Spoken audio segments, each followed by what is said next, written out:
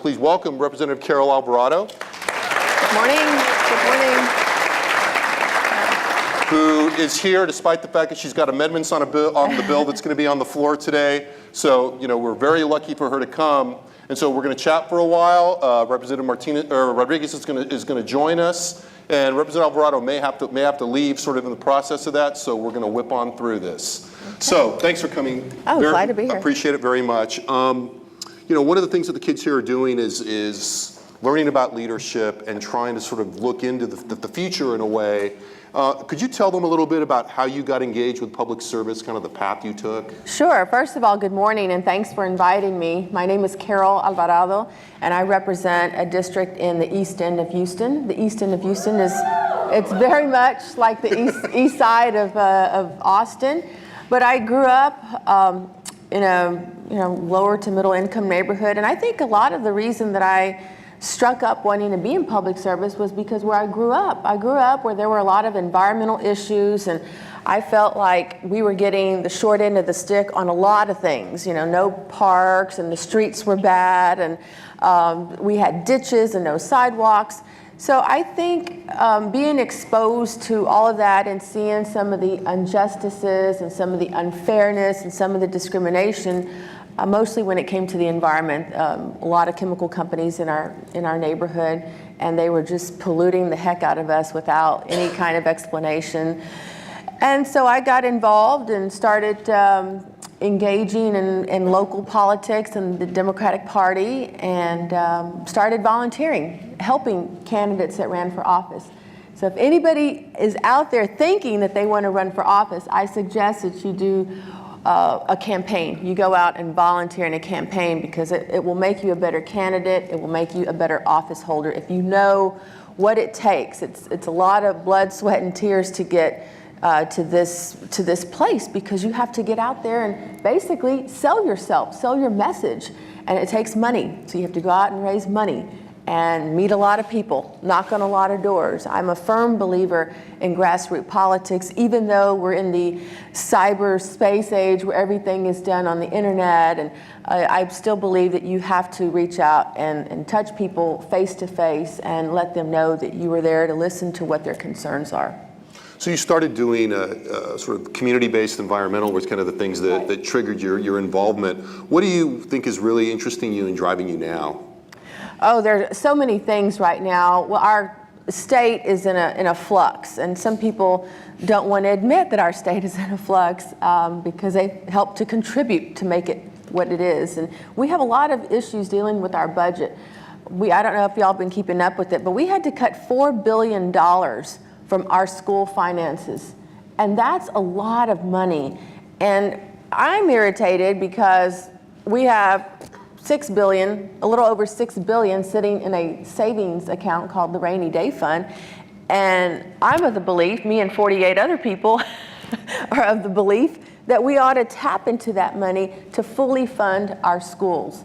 I'm concerned about the future. Y'all are already here, but there are so many others that we have to be concerned for to make sure that they have a good environment to learn in and to reach their fullest potential. So as a result of some of these cuts, unfortunately, you may get hit with some of those because college tuition may go up, and it's been going up. I know y'all know that, and your parents know that. So those issues, immigration's been a big issue, a big topic that is, I think, very near and dear to many of us here, whether we were born here or not. Our families all came from someplace else, another country. And it's unfortunate because I think people have used our community, the Latino community, as a political piñata. And they have been beating the heck out of us on immigration issues. And Dr. Henson was just telling us about one that happened yesterday in the Senate.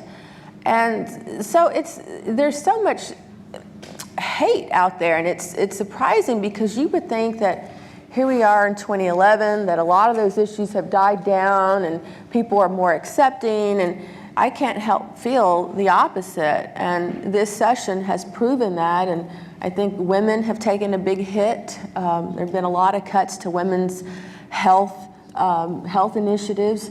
So those are the things that keep me engaged, that keep me wanting to do more and to come back next session, because we're in a special session right now, but it makes me want to go out there and tell people what's happened here in our state and what we can do to change it. The students have heard from a lot of the speakers and certainly a lot of the people they've been talking to about how education contributed to people's career development and how it created options. Can you talk a little bit about the choices you made in education? Sure. I graduated, my undergrad and graduate, from the University of Houston. I did majored in political science and then an MBA afterwards.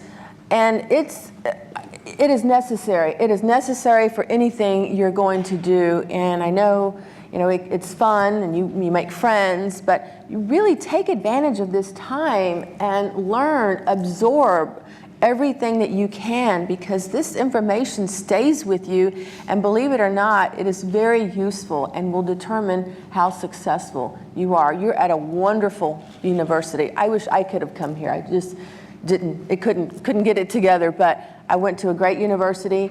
But you're lucky to be here, and you're part of a rich tradition in Texas, so make the most of it. And though, we love it here, University of Houston has really developed as a university. Making its way to Tier 1 now. I think that's right. I think while we're waiting for Representative Rodriguez, what I'd like to do is give you guys a chance to ask Representative Alvarado a question or two, because I know that they're all working on policy exercises, and they're all, many of them I think are increasingly thinking about public service.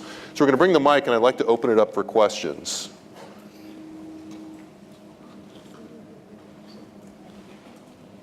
Houston delegation? Oh, here we go, right over here. And remember to introduce yourself and say where you're from. Hi, I'm Annalisa Cantu, and I'm from Brownsville, Texas. Okay. So our policy group, which is pretty much this table and another one somewhere around here, we're working on education. And just as your living environment affected you, we're working on how a learning environment affects a student, as well as the curriculum. We feel that maybe Texas's standards have lowered. Mm-hmm. How do you feel about curriculum, how standards have lowered, and how do you think it could be changed? I think we have lowered the standards, and we think we rank number 44 in terms of what we spend per child in education, and that's nothing to brag about. But the environment in which a student learns in is very important. If you're in a classroom, it works for college, but it doesn't work when you're in primary and secondary education to have a classroom with 40 kids. And that's what's going to happen because of these cuts. Teachers are having to be laid off, and the curriculum has changed. I'm a big advocate for health, wellness, and fitness, and I've been trying to get PE, physical activity, back into the curriculum, and also for kids to learn about nutrition, the food that they eat, because I think you make better choices. Because we not only have to have a smart student body coming up, but we also have to have a healthy one. If we have kids that are smart, but they're, they have diabetes, or they're overweight, or they're just not making healthy choices, then, that's a concern for our future leadership of the state. So the environment in which a child learns in is very important. Yes. Down here in the front.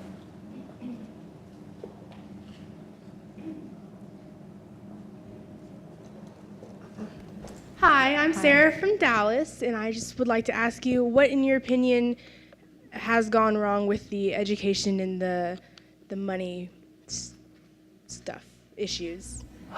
Well, I think for a long time, prior to me getting involved in state politics, there's always been some discrepancies with the formula that's used to fund our schools. So there's still some inequities with school districts around the state, and every session the lawmakers come in and say, this is the most important thing that we have to solve is the formula for our education system. And every session we make a little bit of progress, but it's been more challenging this time because of the budget situation, and we have some things that are contributing to our structural deficit that we're not paying enough attention to. It's like at your house. If you have a foundation that's not strong and you've got some holes in it, and you keep building around it, but you don't fix what's causing the main problem in the foundation. So we have yet to take that on. As y'all know, the economy in general is in a flux. And so we feel it here. The unemployment rate and job growth is very stale at this point. So we have to, but as a state, we have to look for ways to increase revenues. What I tell people is, if you are a family and you're broke, you are out of work, but you have a savings account, so naturally you're going to dip into that savings account. But you also look for ways to bring more income in. Maybe somebody takes a second job or something, or you sell things. You look for ways to bring more money in, and we're not doing that. We're a state that's growing dramatically, which is why we're getting 4 new congressional seats. We're the only state in the whole nation that is receiving more than 2 congressional seats, and it's all because of our explosive growth. 89% of our growth being minority, 65% of that being Latino. So, for example, I was for gaming. I think that is a good revenue stream. We have a lot of Texans that go to Louisiana to gamble. And I think if we had casinos here, nice casinos that would create jobs and stimulate the economy, that would put money back into our state. Also, I had a proposal to increase the cigarette tax because we are spending $1.6 billion on costs related to Medicaid cases because of smoking. And so my initiative didn't go anywhere, but I'm going to stay on it because it would have brought in $750 million over the next 2 years. And we have all sorts of information that shows, especially with young kids, that would probably not take up smoking because it's too expensive. You're not the first speaker to be on this stage in the last couple days and talk about the need for education, and yet the fact that there's money in the rainy day fund, there are other sources of revenue that there doesn't seem to be the will to approve. Is there a problem with attitudes about education in the state? I would hope not, but I'm starting to be convinced that that people they don't want to make it a priority. They talk the good talk when they're campaigning. Oh, I'm an advocate for education. Education is the most important thing. But actions speak louder than words for me, and I don't see the type of actions that make me believe that the leadership in this state, education is a priority for him. And I don't see that. Lip service is great. Sounds good on a campaign, sounds good on a soundbite in a political ad. But what are you doing about that? If you are the party in control, what are you doing to advance education? It's almost gotten to be embarrassing that where we are compared to other states. And I'm concerned about the future workforce. Over here. Hi, my name is Michelle, and I'm from Houston. Oh, good. We're working on a policy project, and it's about immigration. And I wanted to ask you, what do you think about the DREAM Act, and what do you think could be a solution for all the Hispanics that are trying to get a higher education? I think the DREAM Act is a wonderful thing, and it's too bad that our 2 senators from Texas, one that has the fastest growing Latino population, did not vote for it. I think immigration does need to be resolved at the federal level. Later this week we'll be taking up sanctuary cities, which is just a terrible policy because it gives the police officers the authority just to stop anybody for probable cause, and that's open into interpretation. Maybe you're driving a car that looks like you could be an immigrant, and they find some reason to pull you over, and they can question your citizenship there. I was on the city council in Houston, and our policy was you would inquire about somebody's citizenship once they were arrested and booked in a jail. And I think that's a great system. We had a great relationship, still do, with ICE. And that's the way it should be.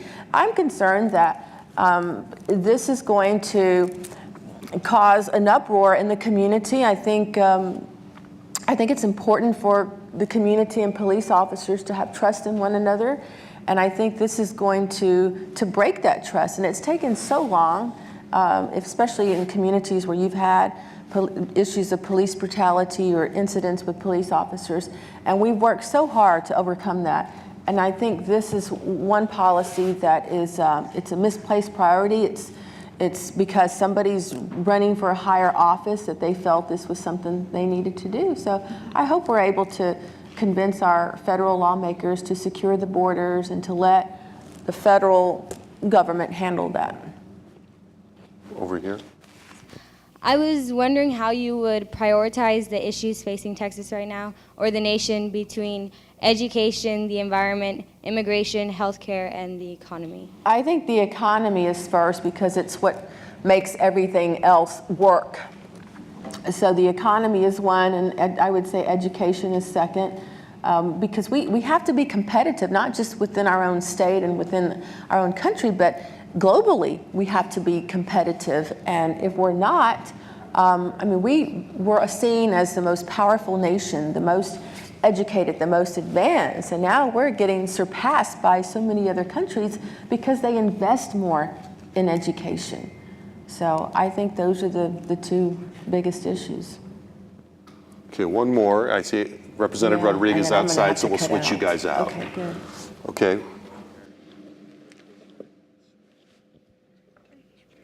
Hi, my name is Amanda. I'm from Laredo, Texas. I'm wondering, what do you think it would take to tap into the rainy day fund and grant it to education, like you said? I'm all for that. I wish our governor felt the same way. It is mainly, I mean, I'll be quite honest with you, it is he who has been directing members of his party not to tap into the rainy day fund. I think it's irresponsible. It's political pandering, and it's unfortunate because our kids are the ones that lose. Our kids pay the price, and it's unfair. We live in a great state, a beautiful state, but we have got to pay more attention to education and make it a priority. Hey, we're gonna switch off here. Okay, so with that, we're going to switch gears. Please thank Representative Carol Alvarado from Houston.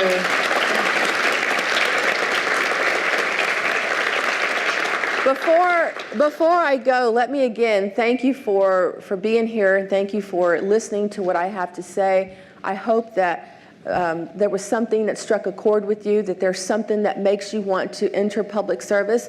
It doesn't necessarily have to be elected office, but if you want to run for office, great. We need more young people running for office. But don't forget what I said. Get out there, find a campaign to volunteer in, and learn what it takes to be effective and to win. So thanks. Have a great day. Thank you very much. Okay, with that, we're now doing this sequentially, so I'd like to welcome Representative Eddie Rodriguez from Austin.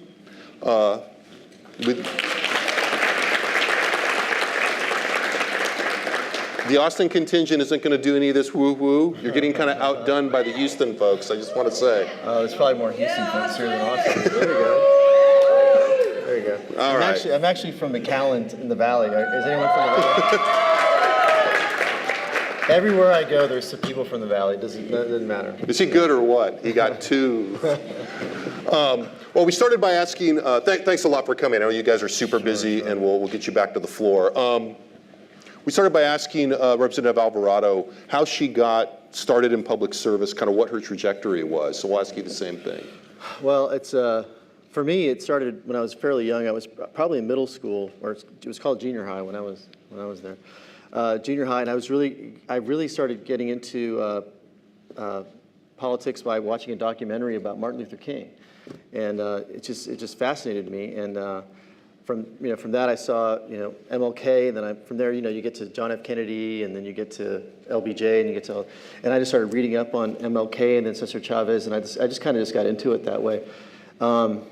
And then I just from there I just kind of took off in the sense that I didn't know I wanted to run for office necessarily, but I had a love for politics, and I had a love for government and all of that.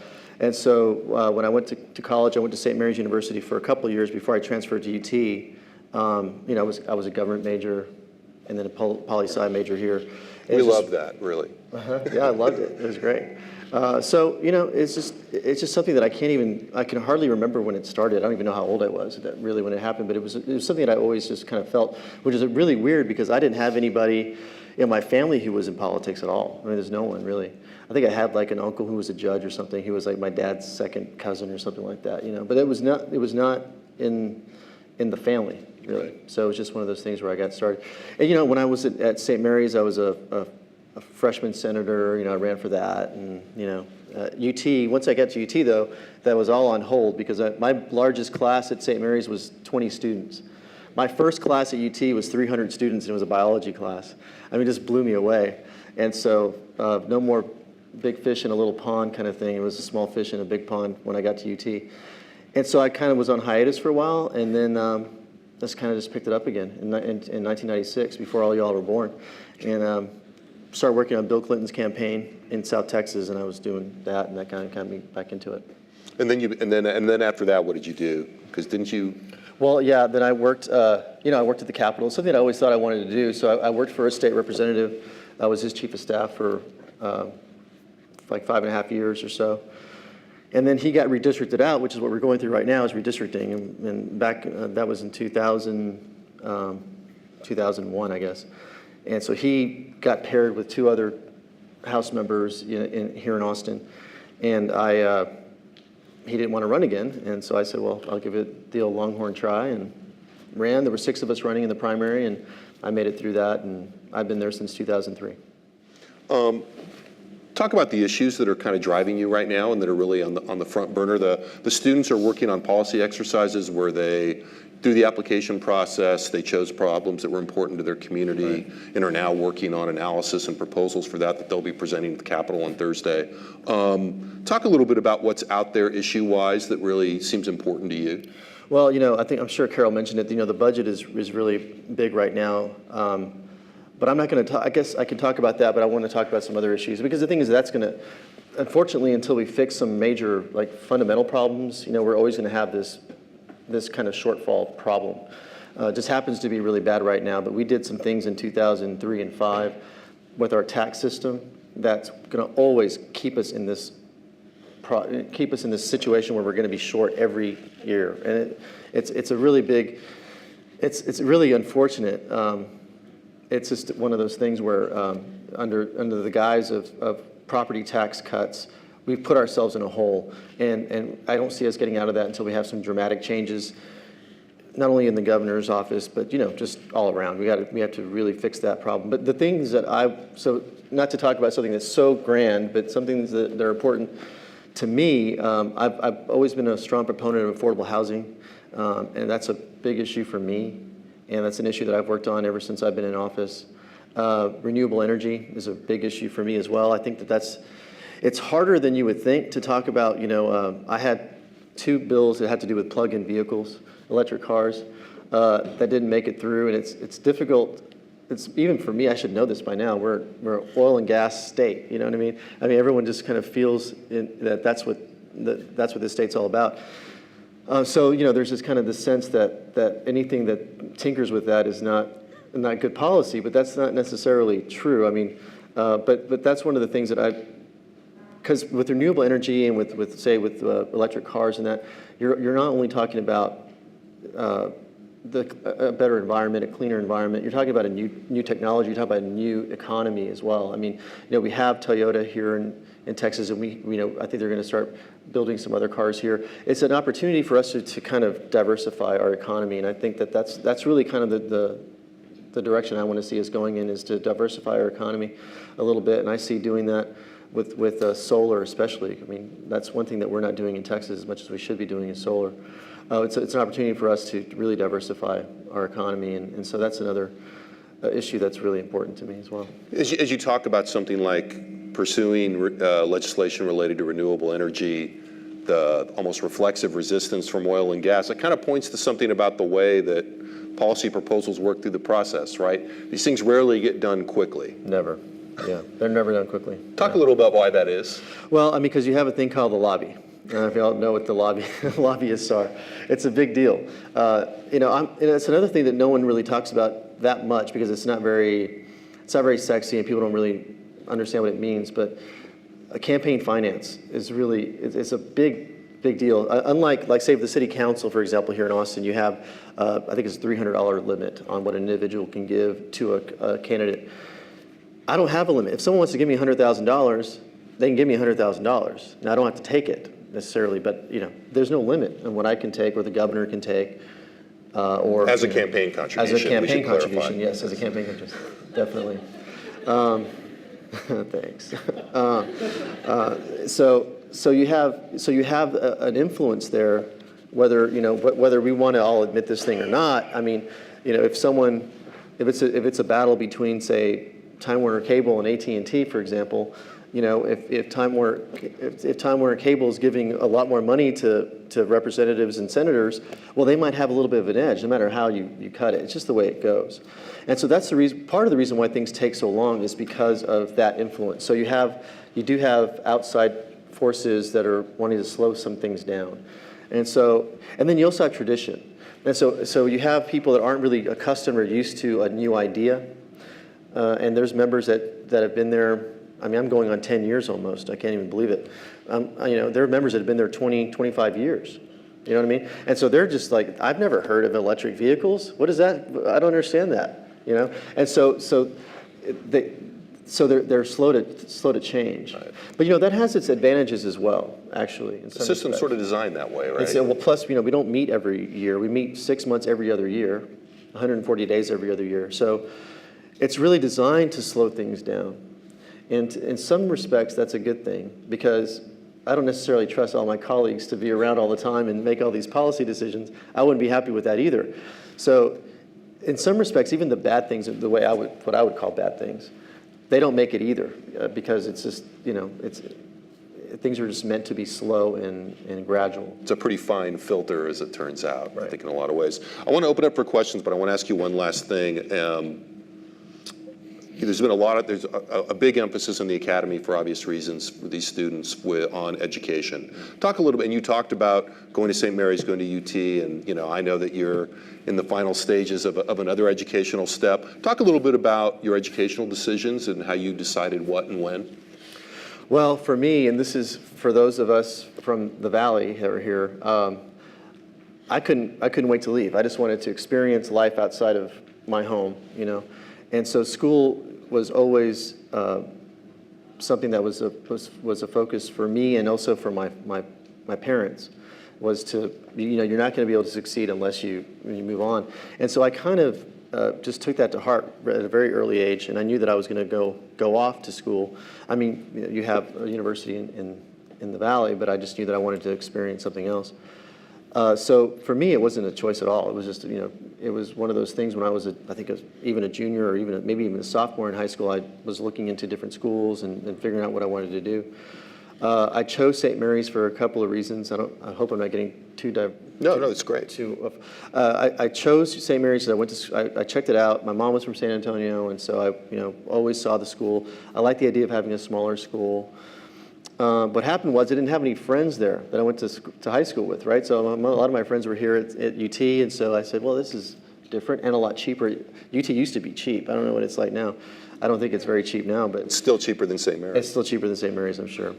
And so I came over here, and it was to me, it was one of those deals where if I actually had any dream of anything that I really wanted to do in my life, I just knew that I had to go to college. It was just not even there was no second guessing that. So I hope that answers your question. It was just one of those things where I felt like I really needed to do, and I did have a good support system at home, which I think a lot of, it's difficult, and I was the first in my family to go to school, but it's difficult because that's not always the case. Not everybody has that support system at home, and you can't, I've talked to different high schools in my district here in Austin, and you see these kids, and they just, it's foreign to them. The idea of going to school, the idea of having some kind of that expectation, it doesn't exist for them. Now, you decided to go to law school after you'd become an elected official. Right. Talk a little about that. Well, it was interesting. I went to law school. I started in 2006. I was about 10 years older than the average law student, so that was kind of interesting. It was hard. Law school is a difficult thing. I think it's a great education, but it was a difficult thing. It was this weird thing that everyone thought that I understood law because I'm a lawmaker. I have no idea. You know, you're reading cases in law school. You know, you're trying to understand, you know, precedents and case law and all that kind of stuff. No idea. So it was a weird thing that you had even professors look at me like, okay, well, you know this. I said, well, no, I don't. That's why I'm here, you know, to learn this stuff.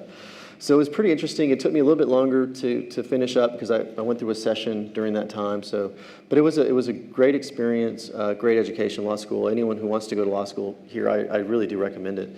It's a great education, whether it's in UT or U of H or wherever it is. It's a great education. And you're studying for the bar now, so we owe you double thanks for taking the time to come see us. Did a little bit of studying this morning. Well, very good. Representative Eddie Rodriguez, I want to open it for questions. Do you want to call? Yeah, we've got somebody with a mic coming. So, okay, let's start over here. And try to keep them as brief as possible. Oh, good morning. Is this on? Hello? Okay. My name is Steven Dominguez. I live here in Austin, Texas. And my question is, you talked about the lack of motivation for students in high school. What is a possible, solution to maybe fix that and so they're not bored at school? So they're not bored at school. Well, I think it really takes a lot of participation from the community. It takes participation from not just elected officials, but it takes participation from various aspects of the business community and whatnot. I think that's what's been kind of missing a lot. And I think for example, there's a school here in Austin, Johnson, it used to be called Johnson, now it's East Side Memorial High. It was one of the first schools to close technically, and then it reopened. And I just had this love affair with that school because I was there. I mean, I would go there even when I was a staffer and talk to kids, and then as I became an elected official, I still go there just to talk to the kids. I think that all helps. Someone, like whether it's me or someone that's invested in the community goes there, talks to them, show them that there's hope. That there's a reason why you're doing what you're doing. So not to simplify it much, but I think that depending on the school, because every school is different. If I went to Austin High School, for example, or somewhere in Westlake, it's a totally different experience than doing something in East Austin, for example. And so what's needed is everything's a little bit different in how you deal with it. But I think when you have, let's say, low-income students and not a history of going to college, you don't have a long history or a big support system to continue your education, it does take the rest of the community to really help out and to participate. And I think that's really what we need. It's something there's no bill that I can pass to make that happen. It has to we all have to take responsibility for the education of kids, whether they're your kids or not. And I think that's what really needs to happen. Another question. Okay, I'm going to go over here and then over here. Good morning. Concentrating on the bills that address health and human services, what do you think about many workers without health insurance, and what do you think is a possible solution? You say workers without health insurance, is that right? Yes. Well, that's a really big problem. I'm a supporter of what President Obama has done. I think that's going to, we haven't quite seen it yet, but I think it was kind of geared as something that's going to kind of lay itself out over the course of 2, 3, 4 years. I think that we needed something like that to happen at a national level. I think, for example, Texas really hasn't done anything to make sure that people are insured. There's nothing that Texas has done to really make sure that people have health insurance, for example. I think something needed to happen at the federal level. I think that it may not be a perfect solution, probably far from it, but it's something that was palatable to most people. That it's a good start. And I think that's what we had to do. I think we had to do something at the federal level. I think that, unfortunately, the politics got all into this stuff instead of just really the basic premises, do you think that people should have health care or not have health care? And instead, you have this whole debate about whether, the federal government should be doing it or the state or whatever, which is kind of silly because the state's not doing it. Very few states are actually doing it. I think that for for Texas, if you're a state employee, you have pretty good health insurance. And that's a positive thing. So the state's taking care of its own people. But I think we really need to see how this lays out at the federal level, what Obama's been doing. And I think that's going to turn out to be definitely a step in the right direction. So you think it has to start with some kind of It has to start with some kind of mandate to move you towards universal coverage? I agree. Yeah, that's exactly what I think. I promised you next, I think. Hi, I'm Danny McCallum. I'm from Edinburgh, Texas, so I'm pretty close to you. I was just wondering, being from the Valley, a lot of our decisions are whether to leave the Valley for college or not because we have Pan Am right next to us. But you were talking about support behind the kids, and there's a really big dropout rate in schools now. Were your parents really supportive of you getting out of the Valley and going to college? I wouldn't say supportive of me leaving the Valley. They didn't really. It was just my father for a long time. My mom passed away when I was fairly young. So my dad was there. He didn't want me to leave for sure, but it was one of those things that if I was going to go, he was supportive of me doing that.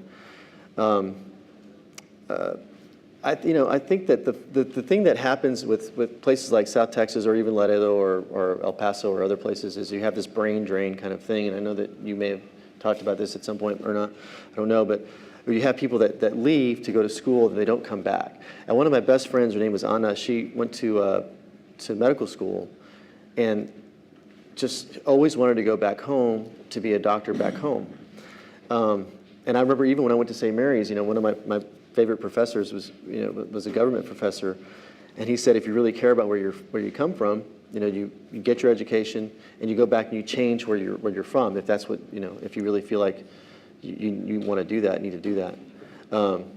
And I guess I'm guilty of not doing that, to be honest with you. I just fell in love with this city, and I want to do public service, and I want to do public service here.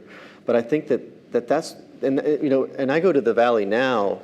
I graduated in 1989 before all y'all were born, and now it's such a different place than it was back in the 80s. There's lots of opportunities, and there's a lot of kids that have a desire to go to school, and there's an expectation almost of going to school. And you have a great community college system there. It's just a much different place now than it was back then. So I think the opportunities are there in South Texas, and I really feel like it's really an up and coming part of the state. I really do. I think that. And so the answer to your question is, I got support for going to school. They didn't want to see me leave home, but yeah, I did. Did you have to sell it much? There's been a lot of discussion among kids here, and we've had some speakers talking about, Right. To some degree, your parents can be supportive, but still need to be sold. Yeah, definitely. You got to make the case a little. I had to make the case. I had to tell him that I had grants, that it wasn't going to come out of his pocket. And then I did some research, and yeah, I had to sell it a little bit. Yeah. I think it's a common experience. Yeah, I think so. Okay, over here, and then we'll come back to this side. We won't forget about you. You either. Try to keep your questions as brief as possible since we have so many. Yeah, you'll do fine. Okay.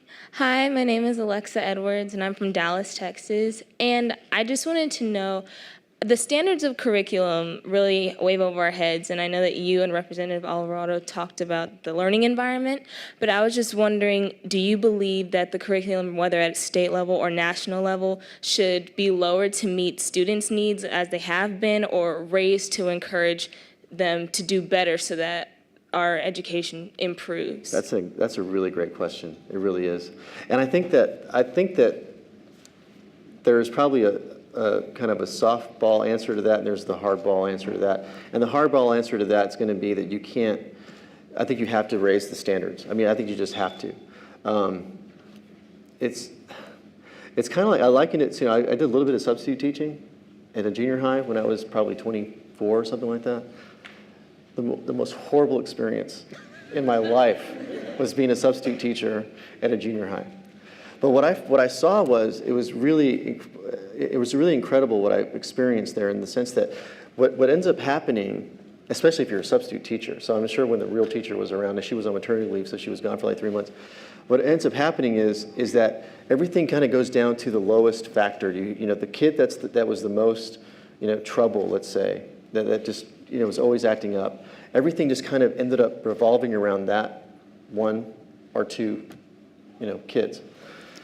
And I saw in the faces of some of the other students how it wasn't really fair to those kids. The ones that were maybe going to go on and they wanted to learn something. And so that's kind of a long way of saying that I think you have to look at where we want our state to be and where our country to be in terms of our education. And so I think if you start with that at that point, then you figure out whether that means you have to hire more teachers, you have to spend more money for teachers, or more money on certain curriculum, whatever it is you have to do. I think you have to start at that point. I mean, the state, we're over 50% minority. I mean, either African American or Hispanic. Texas is not an Anglo state anymore, and people don't really realize that. And who drops out more? And who gets, teen pregnancy? I mean, all that stuff, it happens in minority communities. And if you don't address that stuff right away, I mean, you're going to run into a lot of problems. And I think that, you have to plan ahead. It's like anything else. And to do that, you really need to you want to look to where you want the state to be. And by doing that, I think you need to look at a higher standard. It's a good point about a lot of policy problems, right? Which is, you can find a kind of anchor solution that seems or anchor component of a solution that seems important, but immediately there's got to be a bunch of other things that have to happen. Yeah. It seems to me. Okay, we're going to pop back over to this side of the room. I'm going to go here and then over here. Okay. Hi, I'm Catalina Lizarraga, and I'm from Austin, Texas. I actually go to Austin High. But my group is trying to make a policy on education with regards to, our problem is the dropout rate. And we feel that one thing that influences dropouts is knowledge about college. And we know parent motivation is a big factor in this, but something that cannot really be controlled through a policy. What is one possible solution that can be made through a policy to increase knowledge about college? Sure. Yeah, that's a good question. When I was in high school, we had counselors, and we had like 4 counselors in my high school. And now you just don't. My understanding is that first of all, budget's been cut so much, and you don't really have a lot of counselors. The counselors were there, just to tell you. I mean, you started going to a counselor when you were a freshman in high school to tell you what your options are. So even if you didn't get it at home, you got it at school. And so, and that is sorely lacking now, where you have, if you're even curious as a high school student, that you can go to someone and say, well, what are my options for school? My high school counselor was telling me what grants I could qualify for, was telling me how to fill out applications when I was a junior in high school to do that. And I know that those still exist. I mean, you still have those, but it's not as common as it used to be. In other words, high school was really geared towards, in some respects anyway, towards your choice of maybe moving on to college. Now we have a system where you have a lot of just testing. You just want to. It's really important to pass certain tests. Everything's geared towards that because funding is kind of tied into that, and so you're kind of neglecting. We're not in. It's to the point where you can't just have a high school diploma and expect to be a great success. Now that's possible. I mean, obviously that's still possible. Thank God, in this country you can do that. It's not impossible. But what I'm saying is your chances are a lot better. I mean, it's proven if you go to college and then if you go to law school or if you go to graduate school or whatever. But right now everything seems to be geared towards trying to do well on a particular test, and then you just graduate and then you're not really prepared lots of times. Whether it happens from home or not is, again, it's not a policy thing that I can do or anybody, or Carol Alvarado can do or anybody. So I think that one thing that you can do is to try to get these counselors back into place and make sure kids understand they have a choice. Okay, last question over here, and then we'll give you guys a chance to say hello. Let the representative get to legislating. Good morning. My name is Perla Roman, and I'm from Houston, Texas. My group is working on immigration, and we're looking into the DREAM Act. I was wondering what you think, what's your stand on the DREAM Act, and what do you think are some flaws and some virtues of the act? Oh, I'm a strong supporter of the DREAM Act. I really am. I think, did you say the virtues of the DREAM Act? Well, I mean, again, it's like what I've probably been saying all morning here is that, if you're going to think about the future of the state, you want to educate people. People need to be educated. And it doesn't matter whether you're an immigrant or not an immigrant. If you do well in school and you want to go to college, and that's the thing that's so frustrating about, and I don't want to get too overtly political here, but it's so frustrating about this environment in the Texas House and the Senate is that it's so anti-immigrant, and it's with this complete failure to understand the contributions that immigrants have in this state and this whole country. I mean, taxes are paid. There's a contribution that's made. It's not like, anyway, I can really get on that. I'm not going to. It's very frustrating what's going on here. The DREAM Act is a perfect example of how you can do right by people that earn it. And that's really what I thought this state was about, really, and the country was about, is if you earn, you work hard, you earn it, then you get to move on, you get to do what you want to do. I think in the absence of something like the DREAM Act, you're punishing people unnecessarily. You're punishing people that are doing everything that they need to do to get ahead in life and to contribute to their own communities, which benefits everybody. So, I'm a very strong supporter of the DREAM Act. Okay, you've been waiting. I'm gonna break my rule. You've been very patient and seem to be good-natured about it, so you'll be the last one. Hi, my name is Victor Macias, and I'm from El Paso, Texas. Going back to the solar energy, my group is doing a policy on the environment. What do you think about the solar energy? Do you think it'll help Austin, and do you think it'll help the whole Texas? Because we are harming the environment a lot, and I think that using solar energy, I think that that'll help the environment. Yeah, So definitely. Yes. What do you think about that? Yeah, I think it definitely will help the environment. I mean, it's hot in Texas, man. It's always sunny here in Texas. It makes sense to do it. Texas is now #1 in the whole country in wind energy. That was something that was promoted, over 10 years ago, for West Texas, and Texas leads the country in wind energy. And a small chunk, but some of our statewide energy that we use that goes to the grid where it goes to the rest of the state comes from wind energy. And there really isn't any reason why solar can't do the same thing. Plus I think solar has potential to have an economic benefit as well as an environmental benefit, because you have to manufacture, solar panels or other kind of technologies. And there's no reason why we can't do that here in Texas. And so you can manufacture it, there's jobs, and then you can install them either in homes or you can have it. I was driving to South Padre Island a couple weeks ago, and there was right outside of San Antonio, there was a whole field full of solar panels just to try to provide energy for the city of San Antonio. And there's no reason why we can't do that. And Austin's trying to do the same thing, actually. And so I think it has a lot of potential, economic as well as for the environment.